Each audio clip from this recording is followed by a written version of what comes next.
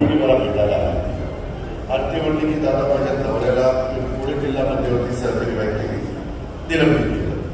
मी माहिती घेतली तर ती माहिती घेतल्यावर असं लक्षात आलं तिच्या नवऱ्याने गेल्या 5-6 महिन्यात रिसिव्हर फोन लावला देसाई काय झालं. ते म्हणले दादा त्यांनी फक्त 78 लाख रुपयाचा भ्रष्टाचार केला.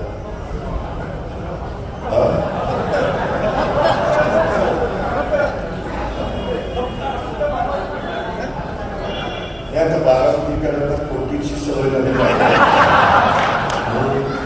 कारण किती नाव तरी सुद्धा किती इतक्या कोटीचा आहे मला किती तितक्या कोटीचा म्हणून फक्त 78 लाख रुपयाचा भ्रष्टाचार केल्यावर मी तुला कळते का त्यांनी ज्यांच्या नावावर पैसे उचलले त्यांना माहितीच नाही. सेविंगला पैसे काढून त्यांच्या नावावर उचलले आणि त्याच्या सातबारावर दिलेला तेच दिलं. तेच सांगतो की त्याला काढलं. आता तुम्ही माझ्या हात जोडून विनंती मी तो लेखी परीक्षेत पास झाला तर तोंडीला घेईपर्यंत आमचा अधिकार. मी पण माझ्या पुणे जिल्ह्यामध्ये सहकारी बँक मी तिथं डायरेक्ट असताना बऱ्यापैकी मुलं मुली लावली. बारामती बँकेमध्ये पण आम्ही लावलो. बारामती बँकेमध्ये देखील आता नगराध्यक्षपद सचिनला मिळालेल्या असल्यावर तिथली जागा मी त्याला चेअरमनची मोकळी करायला सांगितली तर मी दुसऱ्याला संधी देणार आहे. काय बरोबर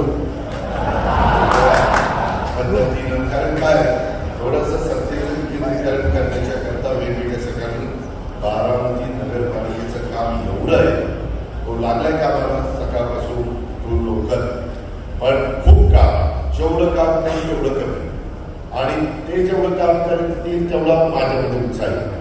नगरपालिकेच्या नगरसेवकांनी चांगल्या कामाला सपोर्ट केला पाहिजे. चुकीचं होत असेल तर एक तर आमचा नगराध्यक्ष चुकीचं करणार नाही, आमचा उपनगराध्यक्ष चुकीचं करणार नाही किंवा आमच्या सीओला पण आम्ही चुकीचं होऊन देणार, चीफ ऑफिसरला होऊन देणार नाही. पण यदा करायची कुठं काही गडबड झाली तर ते लक्षात आल्याने आम्ही थांबू.